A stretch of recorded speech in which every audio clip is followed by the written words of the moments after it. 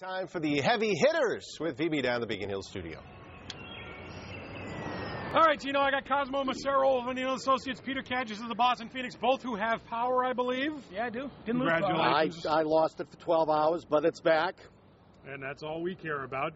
Sucks to be Gene, I guess, as the saying goes right now. I had a tree down on my street. City of Cambridge had it out of there in an hour and a half. Yeah, I got trees down on my street. It's going to take months before they get rid of those. Before we get to the power, gentlemen, let's start with Herman Cain, because this is the biggest story in politics right now. Sexual harassment claims are out there, Cosmo, although what are those claims? No one seems to know. Herman Cain in trouble here? I think it's early to tell. I think until we get more information, if we do, we don't know exactly where this is going to go. Are you shocked that it's been 72 hours and we have no facts whatsoever in this story? It's surprising. It suggests to me that there may be something else that he needs to be concerned about. Here's the thing. Once something like this begins to dominate your campaign, push out your message, throw you off track, then you're in trouble. Then your candidacy is in trouble. Not even because of the so-called scandal itself, but because you just can't get out of the way of that discussion. And I think he's not near that yet, but it depends on what kind of facts, if any others, come out. Very hard to defend yourself against a sexual harassment claim. Even harder when there aren't facts out there to go against. He claims he doesn't remember what the charges were, Peter. So where does this go? It's complicated, and all these sexual harassment cases are complicated. I think especially ones in the past. I would say that until something of Clinton-esque proportions comes up, he is at least safe within the Republican Party, who will just draw the analogy with Clarence Thomas and say that this is another high-tech lynching. Now comes the however. However, if there's nothing there, he should move much quicker than he has to get it all out on the table. Well, let me ask you this. Two questions. One is there a racial aspect to this story? Because the defenders are saying there is. No. Two, is there an anti-Republican aspect to this story? As Howie Carr points out today, you know, they wouldn't print the factual evidence in the John Edwards case, but everybody's running with this when there is no facts whatsoever proposed. Oh, listen, they printed all the facts with Eliot Spitzer, who was a darling of the Democrats at the time. This isn't about party, and this isn't about race.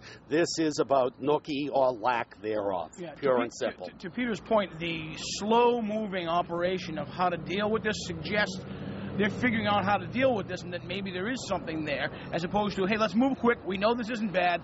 Let's blow it out of the water. The only fact we have is that he told a woman she was about this tall, the same height as his wife, in some version or we don't know the context. Have you ever said anything like that to a coworker, Cosmo? Hey, you're about as tall as my wife. She comes up to about here on me, and you're about that I don't tall. think so. Do you find it weird, or do you need a context? I think I definitely need context.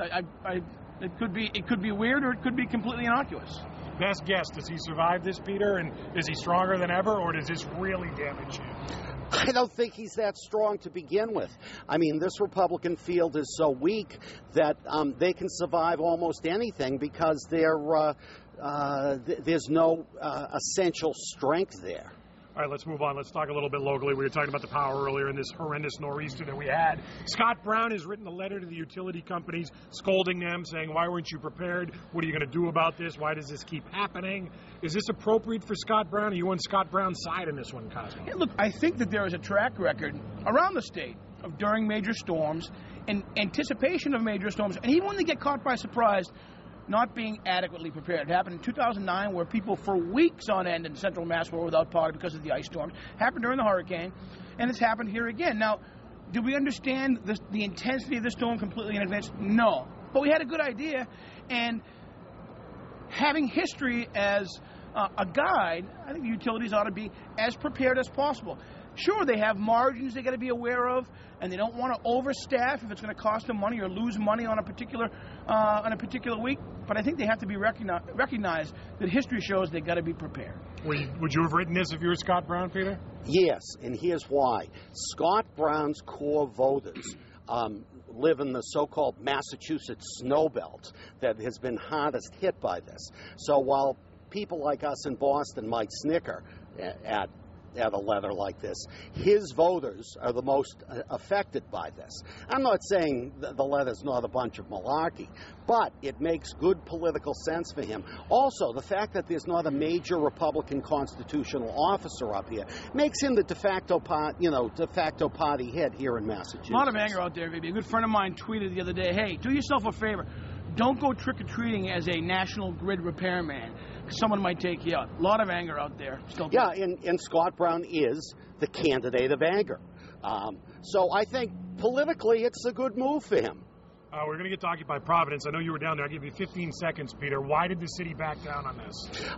It's not that the city backed down. It's the police got out ahead.